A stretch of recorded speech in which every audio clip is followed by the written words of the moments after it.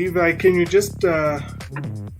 just briefly summarize your experience in the union space? All right, just basically starting from when you started your career in the space, and where your career is now, where you are within your career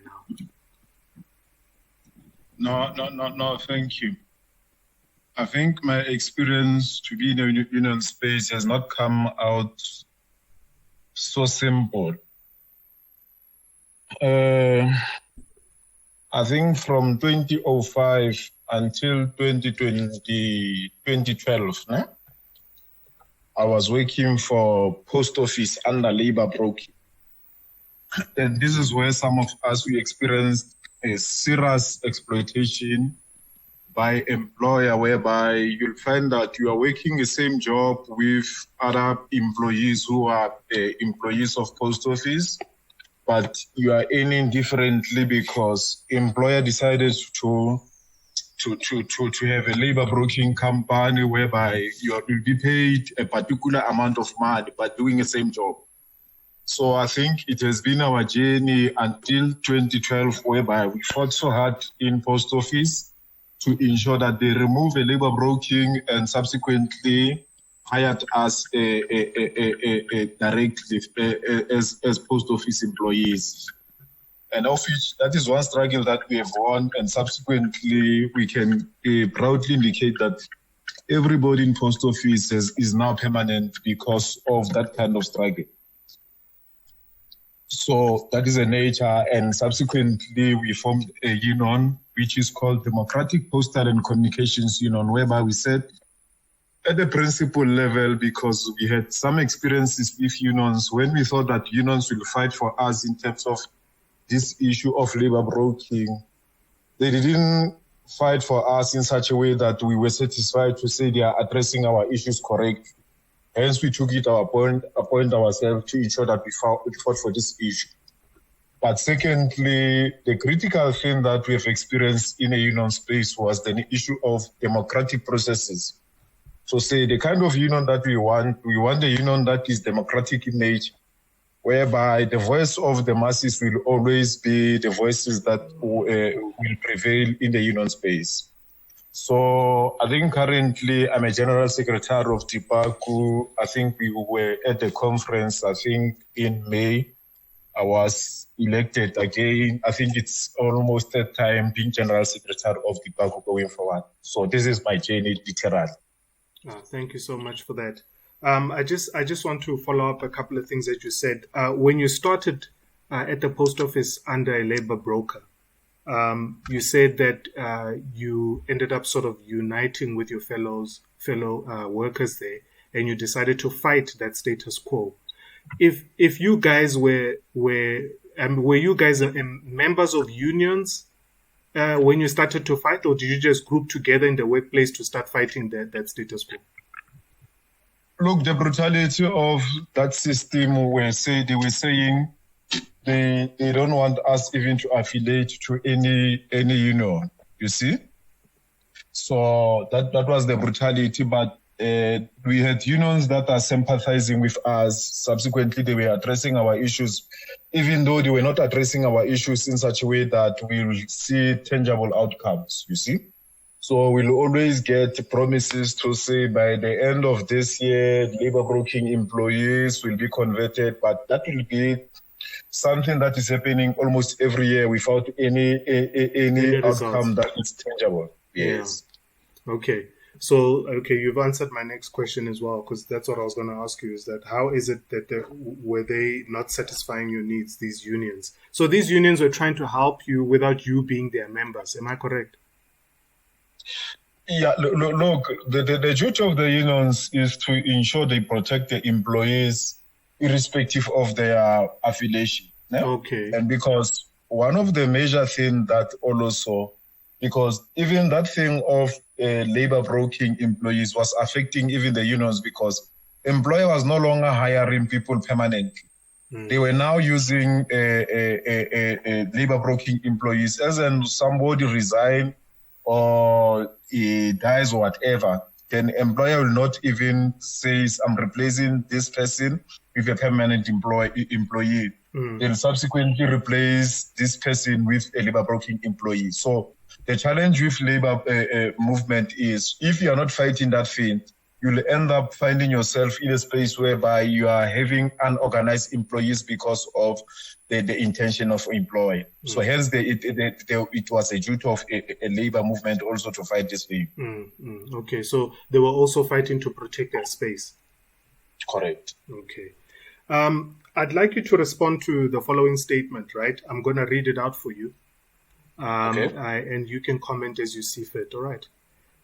Okay. Okay, so it says, a labor broker is a for-profit organization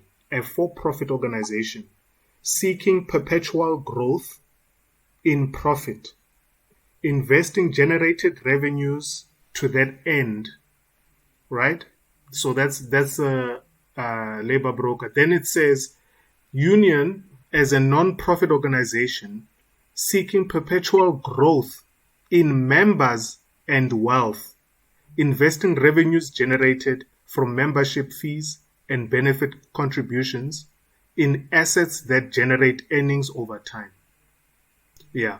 So basically, this statement is saying that a labor broker is a for-profit organization, right, that seeks to grow perpetually, okay, and its growth it measures in profit, right?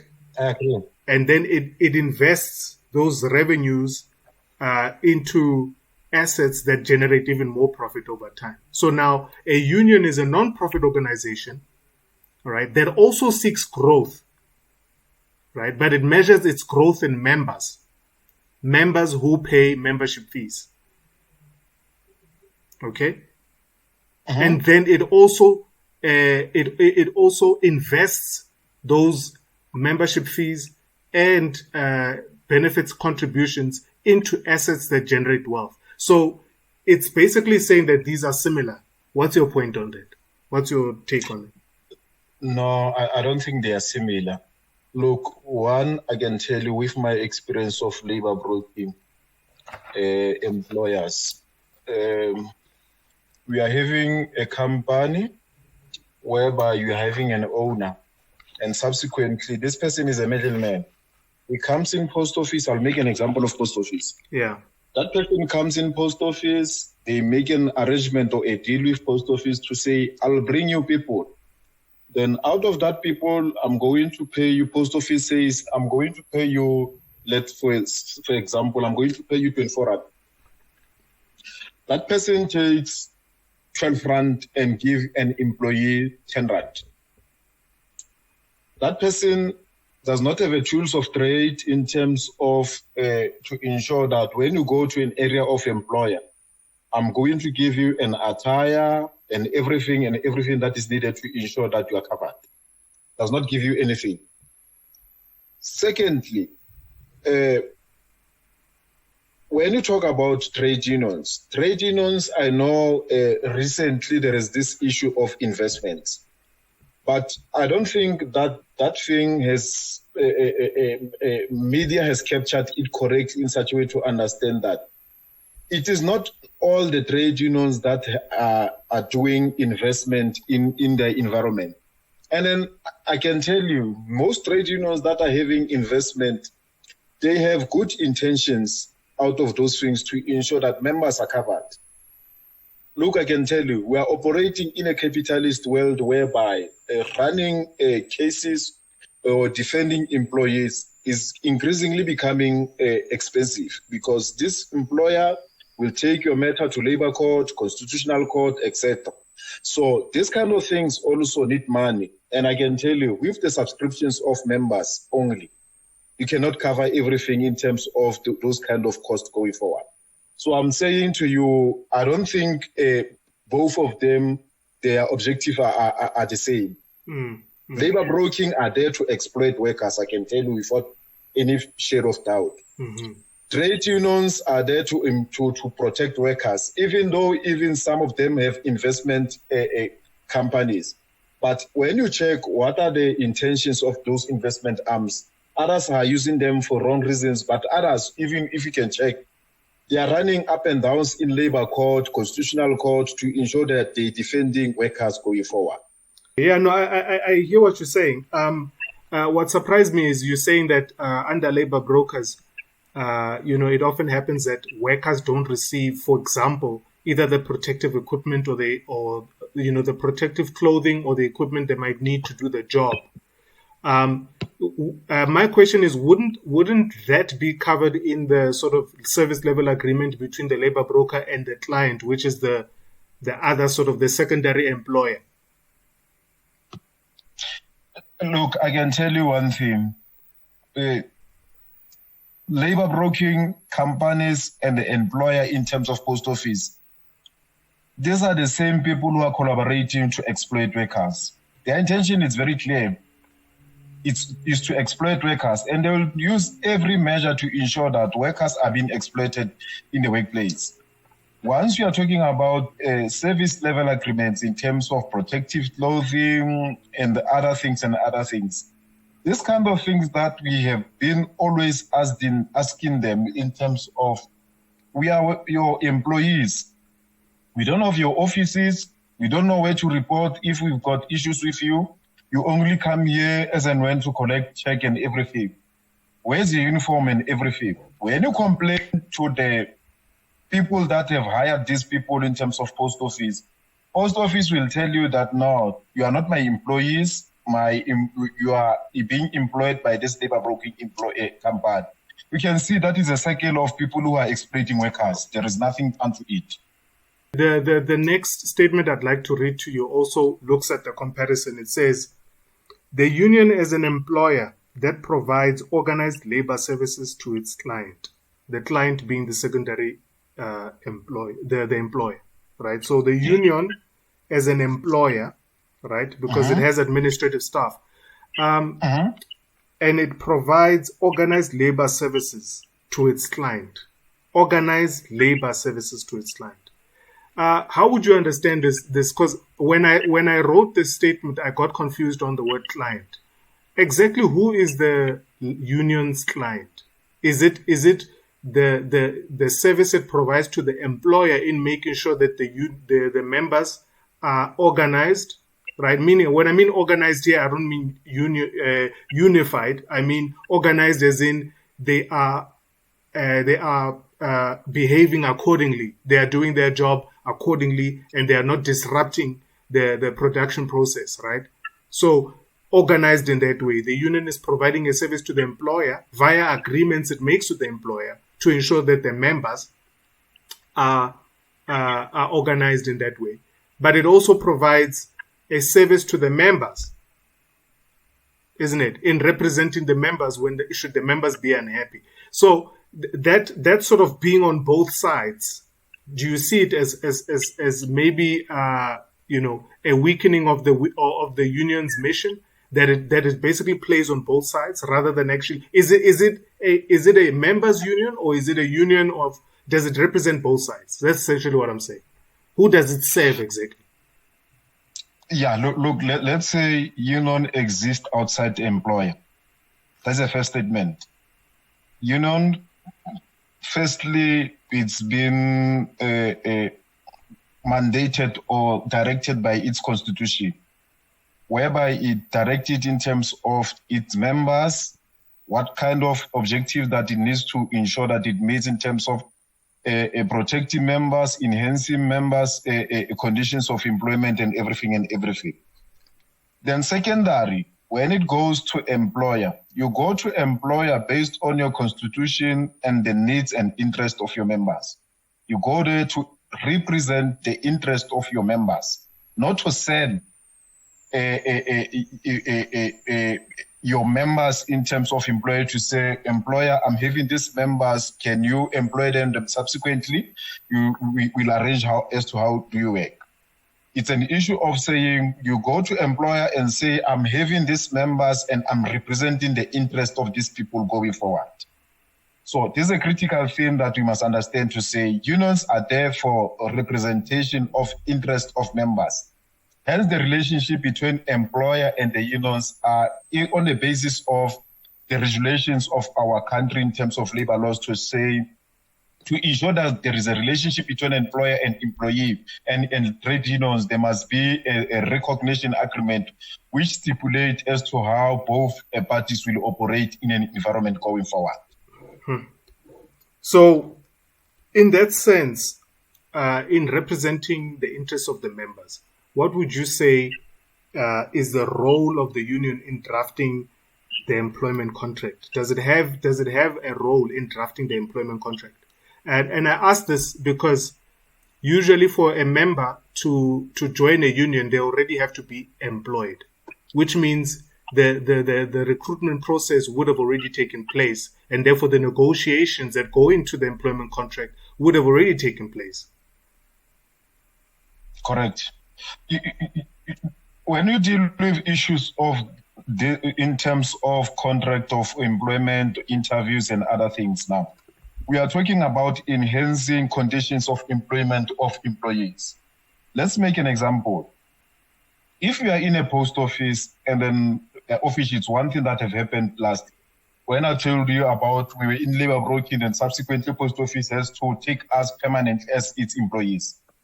One of the requirements of post office to be employed in post office was people must have matric. Yeah?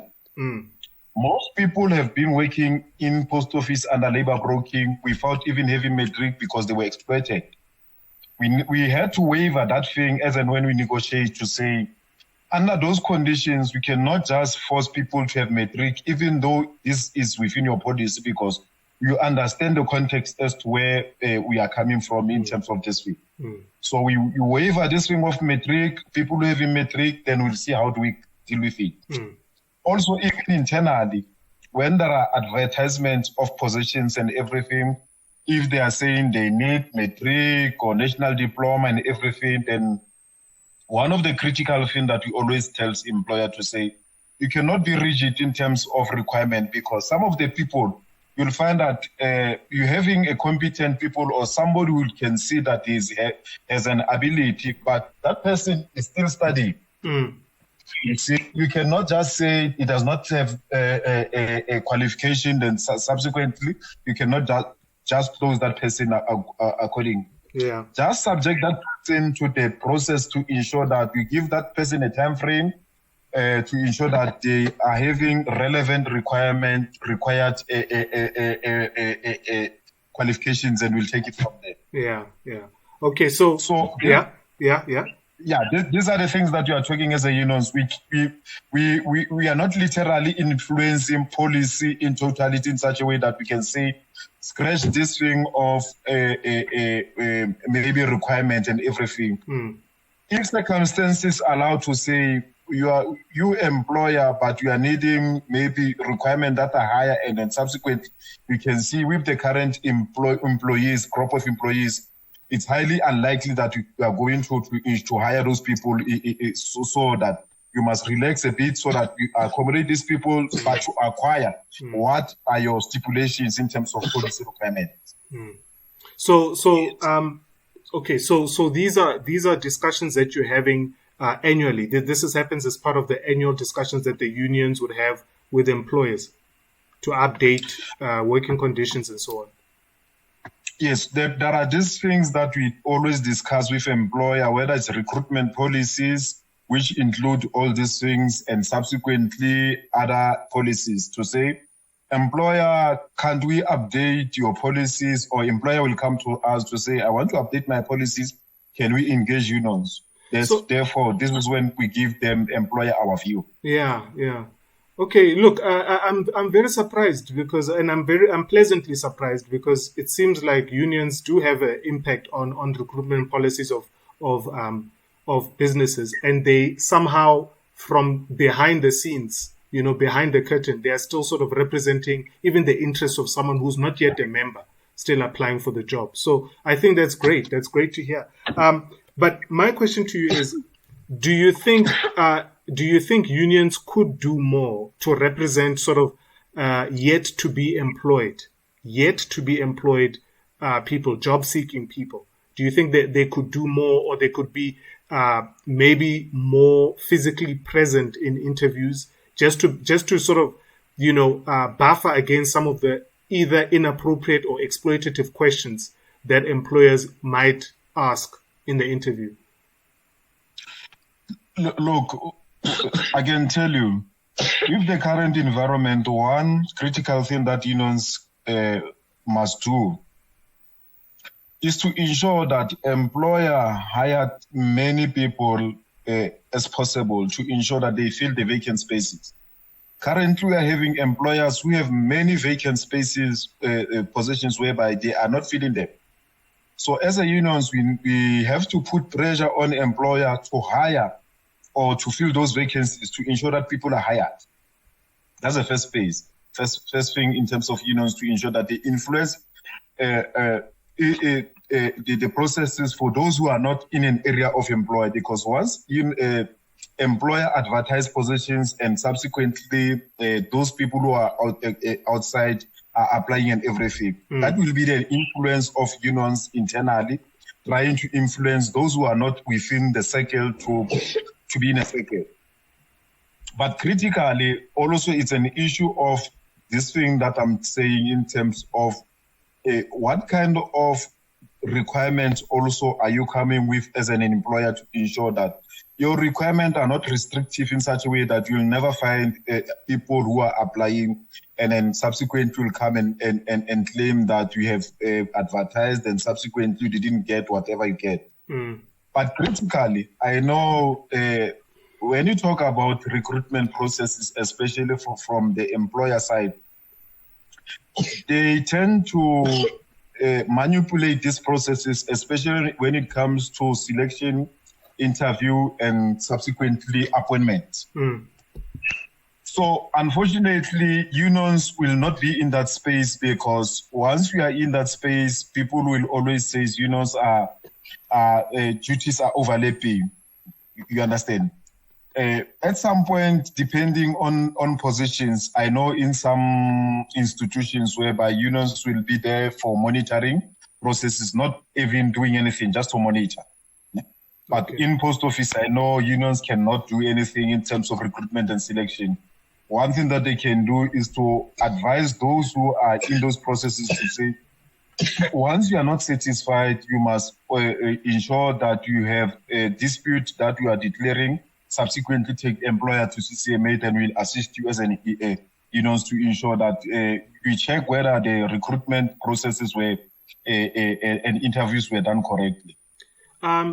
Okay, can you just help me with this understanding that if the unions were more involved in the recruitment process, they would the employer and other social partners would consider their role now as overlapping. I'm not sure I understand that. I understand the English, but it doesn't. The logic doesn't. Because that person is going to be an employee, and their rights must be represented. And that's what unions do. How is this overlapping? Look, overlapping in such a way that unions' duties are to ensure, to monitor employer that is doing correct things, ne? And subsequently advance the interest of employees. Let's take an example. Union representative is sitting in an interview processes. Then there is a dispute there. How are you going to represent that person when you are part of the problem? Okay, so you're saying then there's a dispute. Yes, if the one person in a panel or who is being interviewed is not happy about the outcome, then it takes employer to CCMA, and that person happens to be our member. And then one of our member was a panel member. Yeah. How do you deal with that as a union going forward?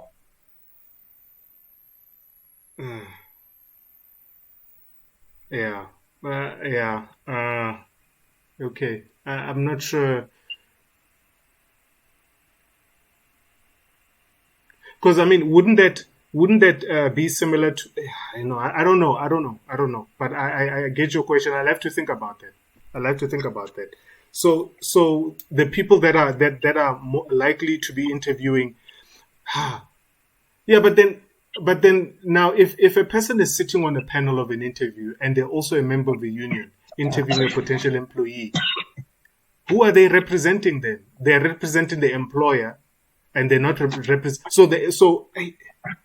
Yeah, it's this. The thing is, now I'm thinking about this as an everyday person, and the reason why I'm doing this whole project is that these things can be so confusing, man.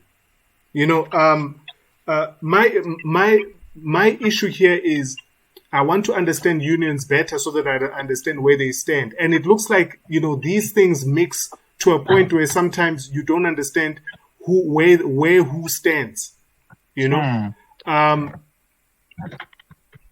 Okay. Let's move forward from there. Okay. So now, when it comes to this, employers manipulating the requirements to access jobs, right? So the job requirements.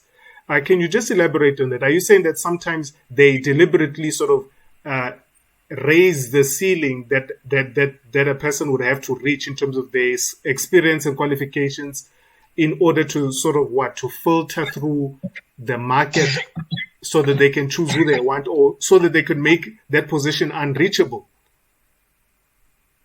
Look, at the end of the day, it's an interest of employer. At some point, we had an experience whereby employer had advertised a position, but they knew that the person which they want, does not meet their minimum requirement in terms of qualifications. So they advertise, they remove that advert, then subsequently re-advertise with less qualification requirement.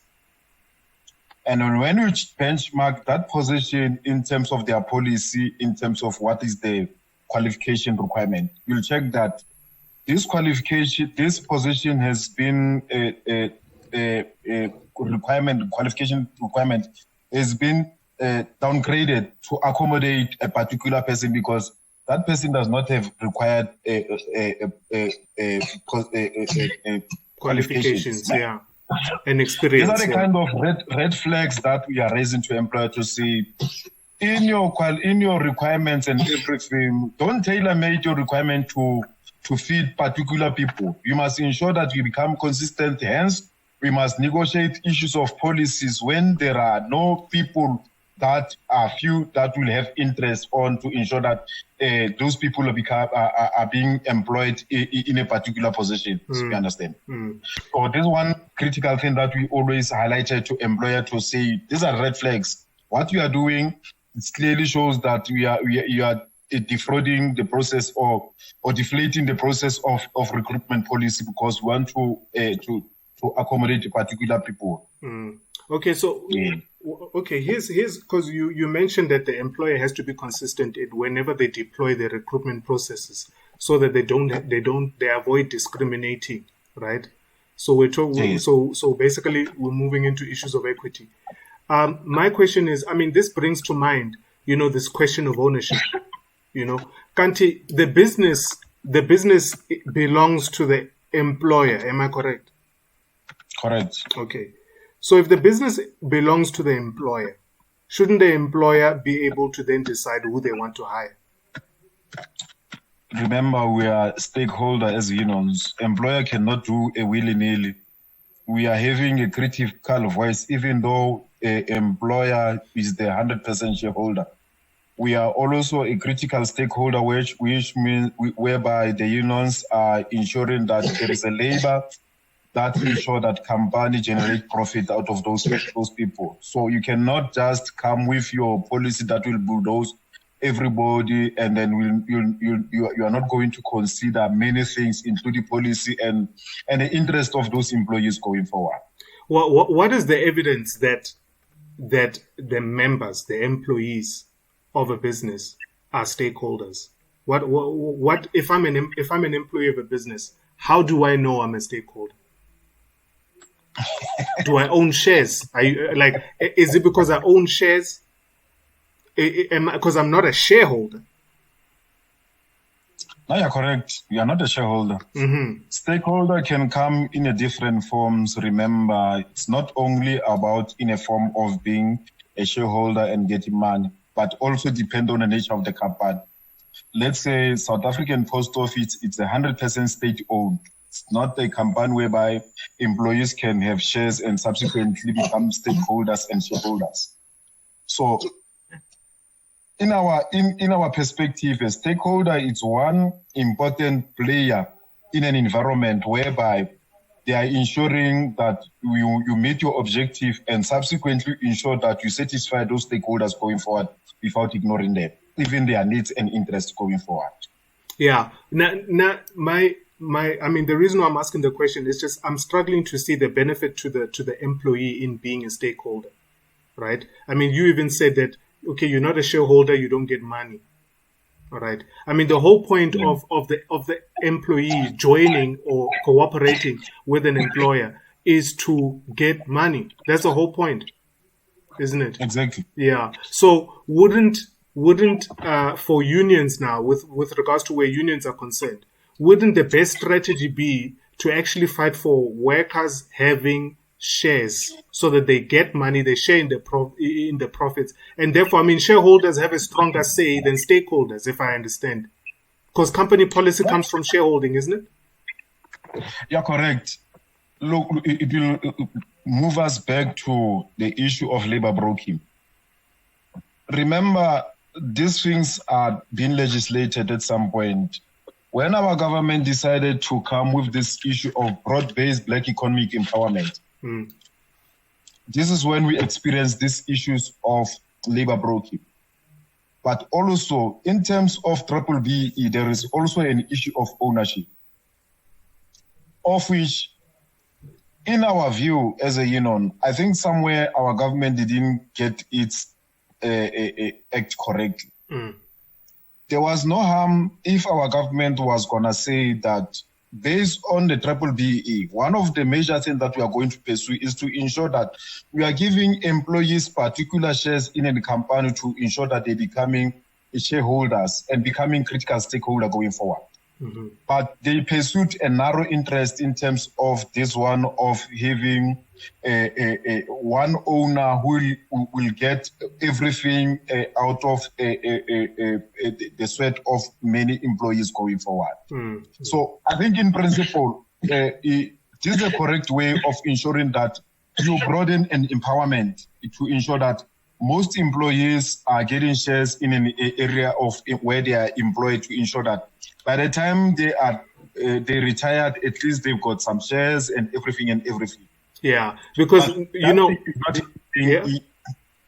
but that thing is not happening in most industries. I know some private companies are doing that. Yeah, I'm also aware of some private companies doing it. It's like, but overall, like you said, most companies are not doing it, and I honestly do not see, I do not see any sort of fruits coming out of any of the other union ventures or activities or initiatives without really sorting out this ownership question, right? In terms of employees, I think all these other things, they might be just distractions, not that they're intentional distractions, but without actually addressing, simply having members that are stakeholders in a business,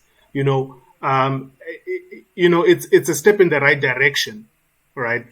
But it doesn't go all the way, right? And that's essentially my assessment of that. One question I have for you is union staff members, office bearers. When I say office bearers, I don't necessarily mean people that have been elected to positions. Okay, I'm talking more in the administrative staff.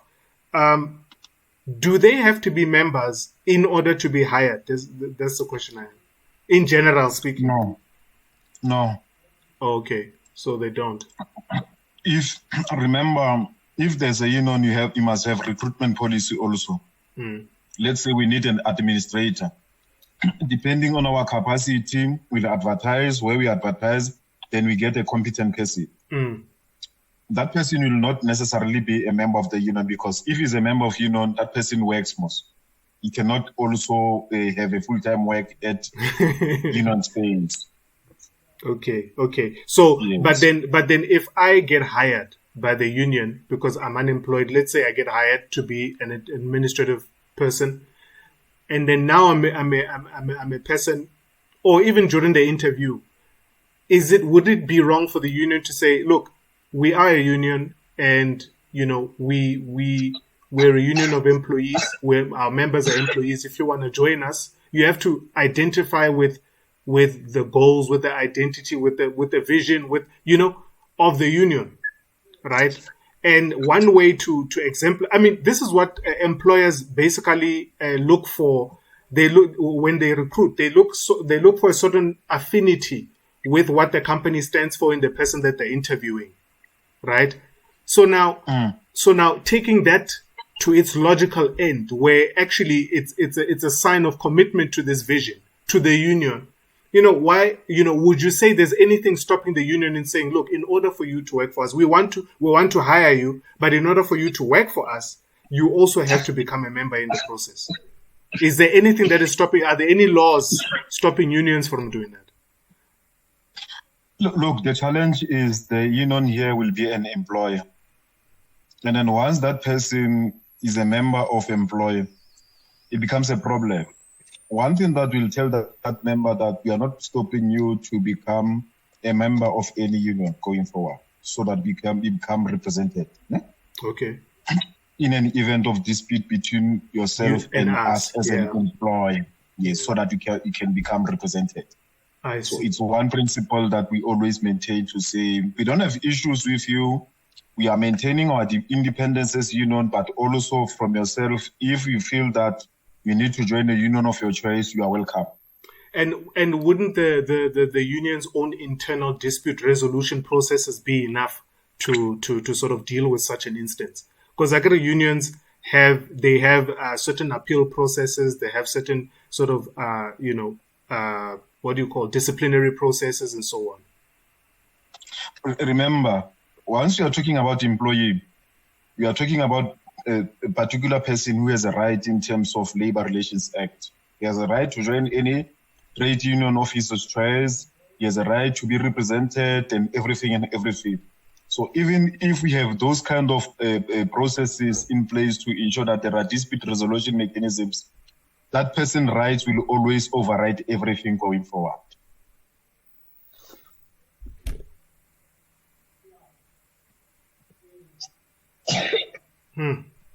Okay. So basically, because the person is an employee, their rights are covered under the LRA. Correct. And what about the rights of a member? What are the rights of the member covered by? Exactly. A member is an employee also. They are covered under LRA, but the interest of a member are being pursued by the union. Yeah, it's because the member is an employee of the employer, right? Okay. I'm just struggling to see how the rights of the employee are covered by the LRA as it pertains to the relationship with the employer. Yes. And the rights. Remember, LRA says you have a right to be represented, to join union of your choice. If you are talking in terms of employee of a trade union, we are saying we afford this person a right to join union of their choice, so that their interests can be represented more accordingly than when they want to represent themselves as individuals. Yeah. Yes. So yeah, I think what you're saying makes sense.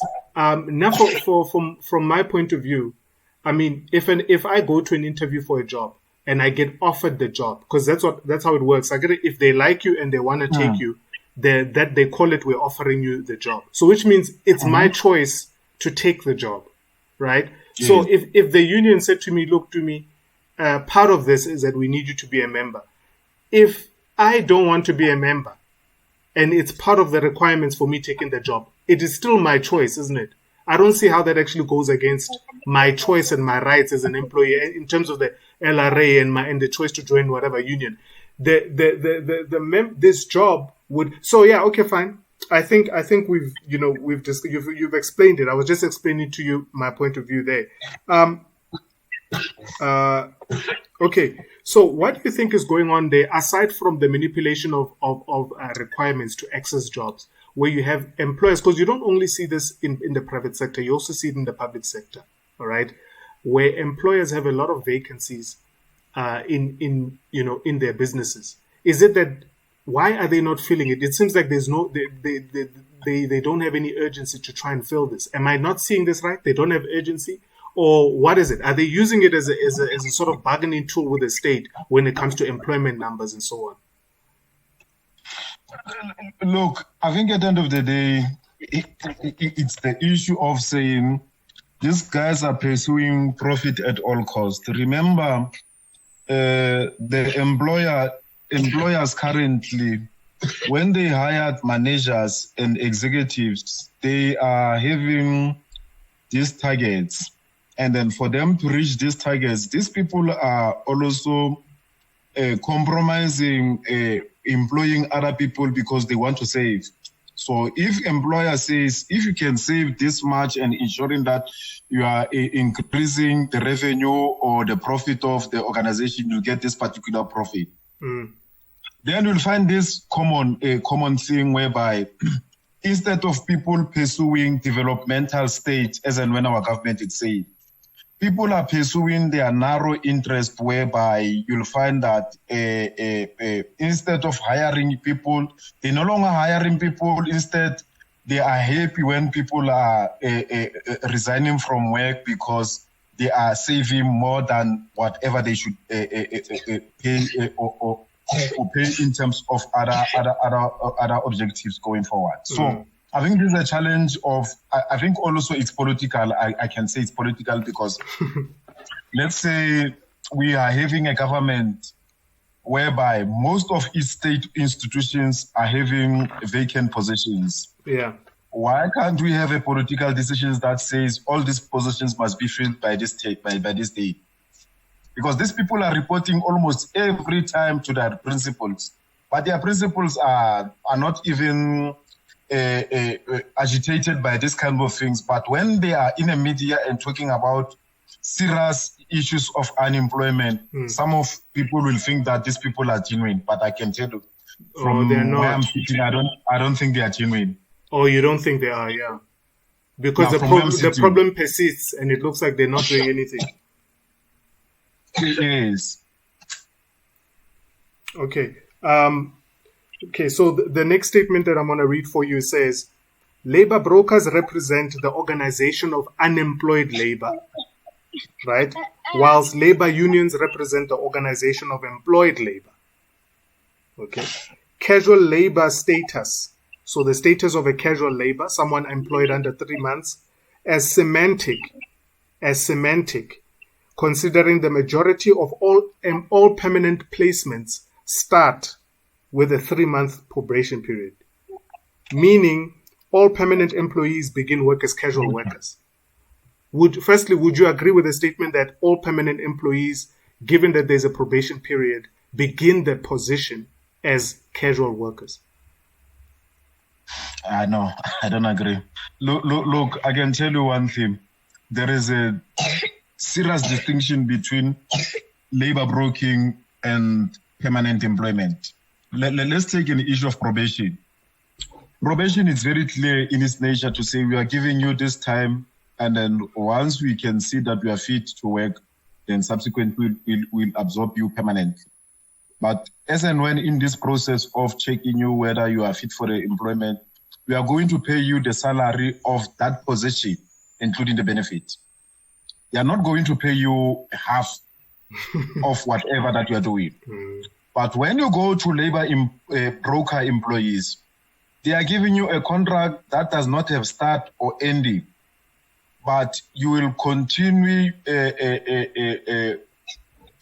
sign extension of that contract without even knowing where your future lies, whether these people will take you permanently in future or what. They are not even reskilling their employees or developing them for future market, let's say for future market.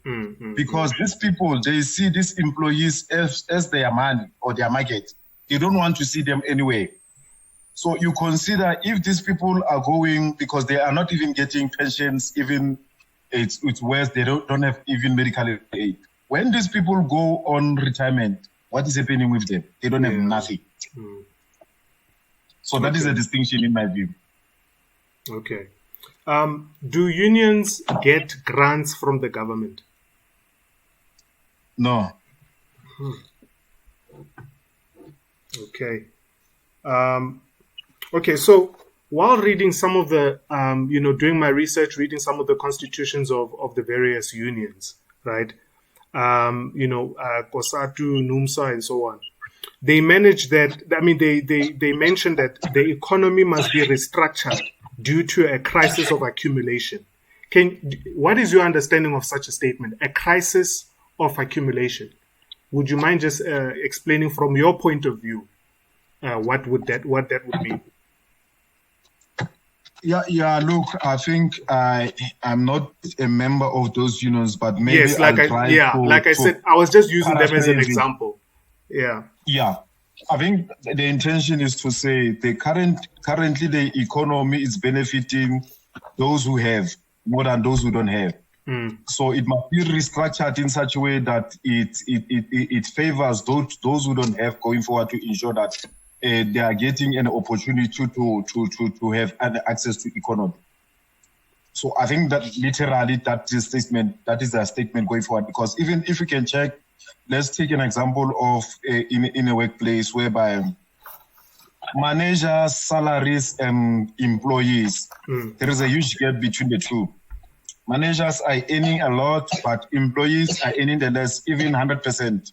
There was I think recently there was this issue of the mining boss CEO who got almost 100 and something million bonuses. Yeah. But employees got how much? Nothing.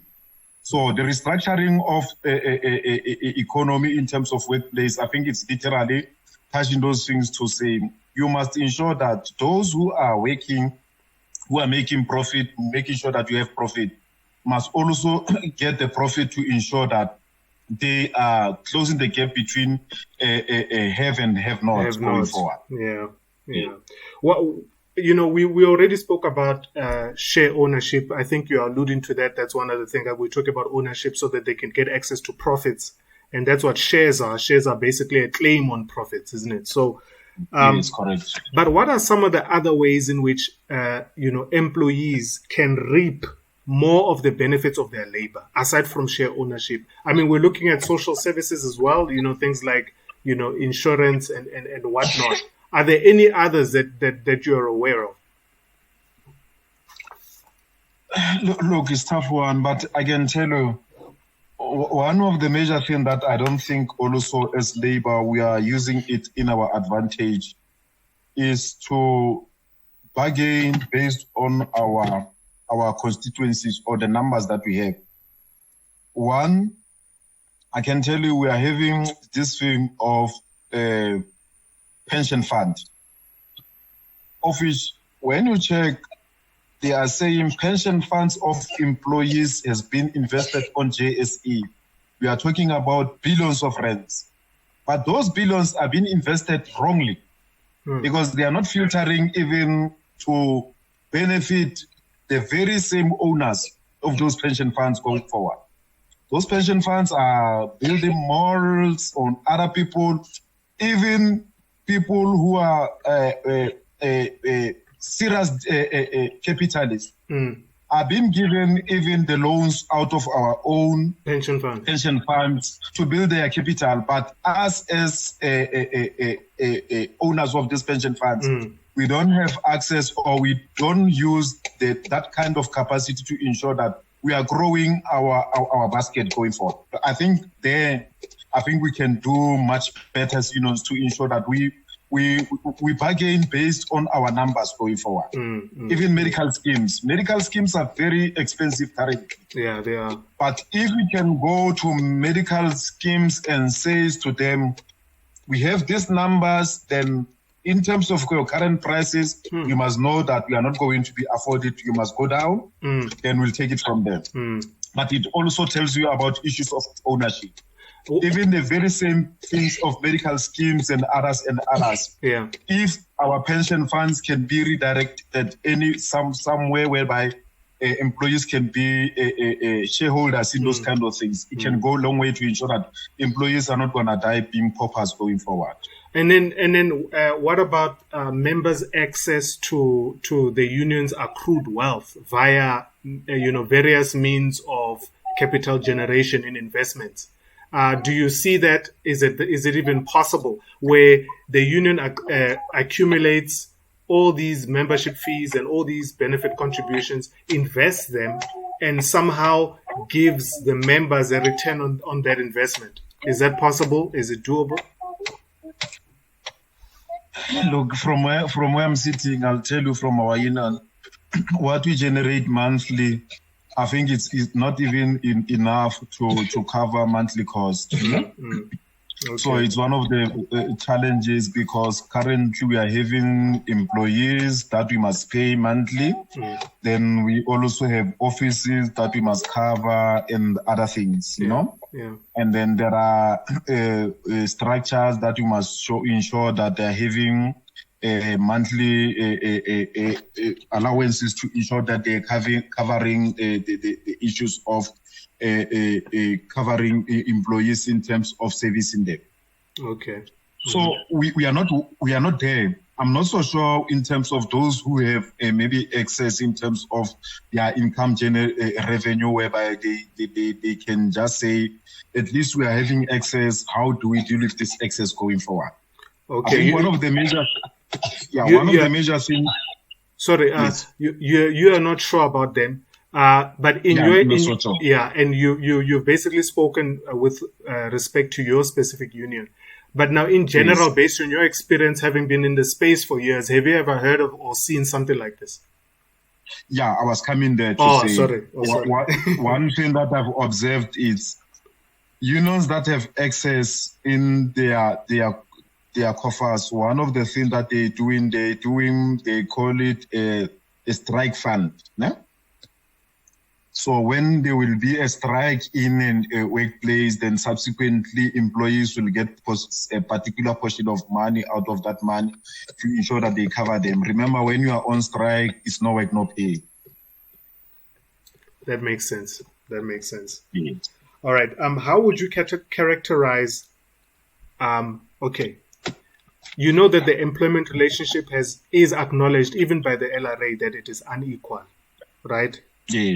Yeah. Yes. How would you characterize that inequality? Meaning, in what way? My question is, in what way is it unequal? Inequality, I think it will start with, firstly with benefits.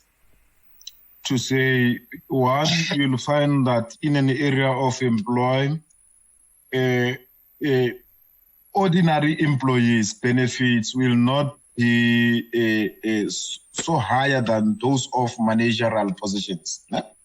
You'll find that managers are getting bonuses, employees, instead of getting bonuses, they'll be given a mere money as when you compare to those who have got bonuses. But also, it tells you also in terms of inequality, in terms of treatment. Those who are in an area of responsibility or those who are managers, they tend to think that they are bosses in such a way that they are not even guided by Labor Relations Act in terms of their behavior. They want to act like bosses. They are authoritative in terms of in nature, whereby they want to bully people, and then at some point they will ensure that if they don't like you because you are outspoken, or maybe because you always highlight your issues accordingly, they'll even go to the extent of threatening you that they will expel you. Because based on their contract of employment, maybe they have a right to discipline an employee.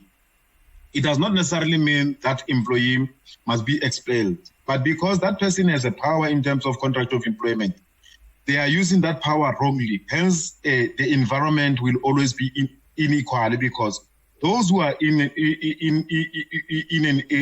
environment of power, at some point they'll use that power wrongly instead of using that power in such a way that it will benefit all the stakeholders going forward. So do you think that, for example, unions should be more involved in they should also play on the other side of the recruitment process, where they organize even amongst unemployed people, right? So that they can, if you look at this, this inequality is not just at the employment contract. It starts the minute they give you a call, right? They dictate the whole process going forward. We'd like you to come at this time. You must wear this. You must come alone. You must do this. You must do that. And it's so one-sided from the get-go. And already that already sort of instills within the potential employee a certain level of submission, which can be detrimental to even their negotiating ability when it comes to the job, right? So, that sense of entitlement. Things like you are not allowed to talk badly about your previous employer. Okay, it's frowned upon by your potential employer, and it's actually a culture.